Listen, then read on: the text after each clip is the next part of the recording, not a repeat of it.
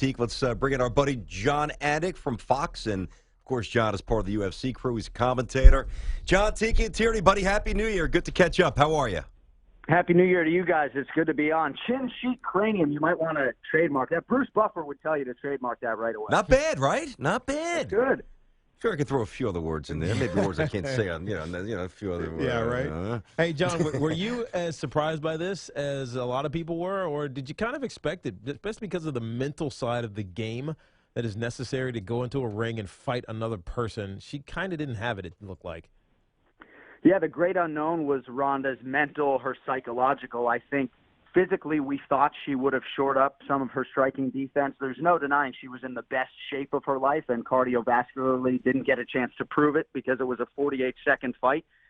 But I think just the nature of how it went down had to be surprising to people because Ronda is not that far removed from chewing up and spitting out every other woman in this division and doing so sort of the way Amanda Nunes did it to her this weekend. So the nature of the fight was surprising. Pick'em fight, essentially, according to Las Vegas. I mean, Ronda was about a -150 favorite at closing, but Amanda Nunes is the real deal and certainly showed, you guys and the rest of the world that this weekend. Yeah, there's no doubt. She's incredibly confident, and she's incredibly good. And you know what? I said this to Teak the other day here, Jon. Listen, I remember saying 2 months ago I thought Ronda Rousey was going to get smoked here. And unfortunately for her, it turned out that way. But I used the analogy on Friday. When I don't know if you watch a lot of golf, but when Tiger Woods was in his prime and dominant, he'd step to the first tee box, and in a lot of ways, he would already win the match because people just didn't. He was impenetrable. He was like this force field that they didn't think they could beat until it was actually penetrated. And Ronda Rousey had the same force field around her entering the octagon, but it's gone now. So this is no surprise. The mental aspect for fighters is key, and she lost a key not a characteristic, but a key asset that really propelled her to great heights.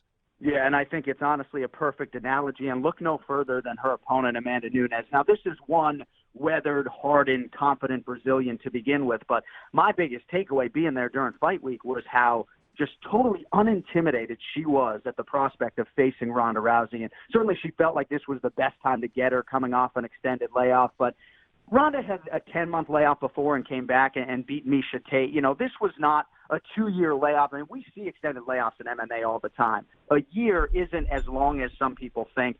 I just think big picture, Ronda Rousey has gotten punched in the face and doesn't like it. And I actually thought she'd be more likely to retire with a win because at that point, other than a big payday, what else would there be to prove? Mm-hmm. Now, I just think this is about the worst possible way to go out, and I actually wouldn't be surprised to see her, despite maybe her better judgment, come back for one more and try to make it a W. There you go. Jon Anik with us here, Fox Sports UFC commentator. Hey, Jon, there was some criticism that's kind of been thrown her coach's way because she was she was getting implored to box with Amanda Nunes, which obviously isn't Ronda's tactic for winning. If I think about how she's won some of her other fights, she's a judo champ, and she grapples and she tosses and then she arm bars you. Why would she try to box someone in a skill that she didn't have? Well, I think you got to throw hands at least a little bit to try to get inside. And again, we're only dealing with 48 seconds of footage here. So I would, unless, these guys have just been living in a bunker and really not letting any other outside influences in, I think they understood that the game plan was going to be to clinch and to try to grapple. They weren't intimidated by Amanda Nunes' Brazilian Jiu-Jitsu black belt. And Ronda has so many different layers to her armbar and creativity on the ground that had she been able to get the fight there, I still think advantage Rousey. So I just feel like she got stunned early. We all felt like it would be key for Nunes to pump her with that jab within the first 30 seconds. And she landed flush, and it just changed the whole complexion of the fight. But long term, I think if Rousey does return, she's going to have to go to a bigger camp. And I think mentally that could be better for her, too, just to have those guys build her confidence and vice versa. Jon, I'm not even sure if you know the answer to this, but we were wondering aloud on Friday, so maybe you can help us out with this here.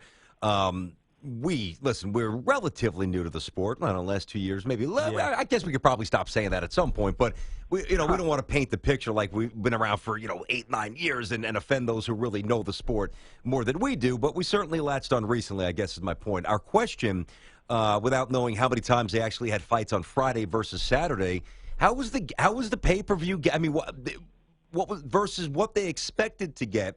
Kind of a quirky weekend. New Year's Eve the next night, people traveling. Did it do as well as the league UFC was hoping for? I think the early returns are that it did better than internal expectations, because the internal expectations were certainly tempered based upon the fact that it was a Friday night, and also because Ronda Rousey didn't do any media. I think what's interesting about that variable is that Ronda almost got more attention to the fight by not doing media than maybe she would have had she given you some sort of empty rhetoric leading up to it. Yeah. I also think the gate is pretty telling. I think it was a nice stroke by them to move it away from New Year's Eve. It was the biggest gate in the history of the T-Mobile Arena, which isn't that big, or excuse me, that old a venue. I mean, it's only been open a year, but that's a telling sign. So I think it'll do pretty well. I don't think it'll be top 1 million, but I think if they can get over 700,000, that would be a win. Hey, John, Cody, No Love Garbrandt, who we had on our show about early September or so, just beat down Dominic Cruz. Obviously went to the decision, but he played with him the whole time. Were you surprised by that? Because I was. Yeah, I was surprised that it went 25 minutes. A Cody win, I think we all thought would be by knockout. I think my biggest takeaway was just the speed for Garbrandt, and certainly beating Cruz at his own game and being the better defensive fighter in there was not something that we all expected to see. But Garbrandt's the better athlete, right? He's the younger, more prime, less injured. With respect to the brain, I guess, Yeah. Cody has experienced more brain trauma than Cruz because of his amateur boxing experience. But Cody played middle linebacker, running back in high school in the great state of Ohio, had like 150 tackles as a middle linebacker, weighing 115 pounds. Tremendous running back. He's just a better athlete, and I think he proved that to Dominic Cruz this weekend. I think a rematch would Agreed. be very interesting between those two. I'm just not sure it would go much differently. Huge opportunity for Cody to become a superstar and certainly maximize the showcase. John, as we know, Conor McGregor's going to be on ice for a while. What is it, another 9 or 10 months, something like that? And obviously Garbrandt's got a chance maybe during this window to further push his brand. We had him in the studio. We loved him. He gave us some great quotes. He's pretty colorful. And Santa, our producer, I thought he was getting a little bit overly ambitious. But he's telling me that he's basically that he can basically overshadow Conor McGregor. And I'm like, listen, the mic skill, there's no comparison. We like Cody quite a bit. But what is his ceiling in terms of not just fighting, but perception and brand and build? Where can he go from here? Well, I think he tries to articulate himself as best he can. He's certainly not on McGregor's level when it comes to the mic skills, but if you know him and know the adversity that he's experienced in his personal life, the way he has embraced this Maddox Maple, who is a cancer survivor, there are a lot of layers to this man, Cody Garbrandt. And I used to talk about Floyd Mayweather being misunderstood. I think Cody Garbrandt is perpetually misunderstood. I mean, don't let the neck tattoos fool you.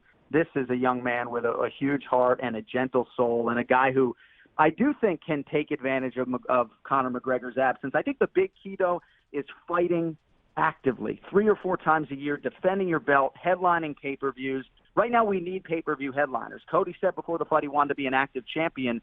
Hopefully he can turn around, if not first quarter, early second quarter, and piggyback upon the momentum and not wait 5 or 6 months. And, John, by the way, I appreciate you not only not wasting my time, but not wasting our audience's time, talking about Carmelo Anthony again. Big fan here, John.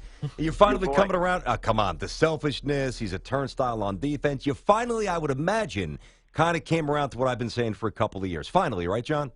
Yeah, I'm getting there. Thank you. I'm getting there 100%. I'm a huge fan of your tweets and your running commentary. I was just happy to see, hey, as a Boston guy, I grew up, Knicks Celtics on Christmas Day. So I was just happy to see them schedule that game on Christmas Day. Me too. Even No, even me though too. It didn't go the Knicks way. I hear you. All right, John, great stuff. And you keep up the good work. Jon Anik, Fox Sports UFC commentator. Happy New Year, buddy. Nice talking to you again.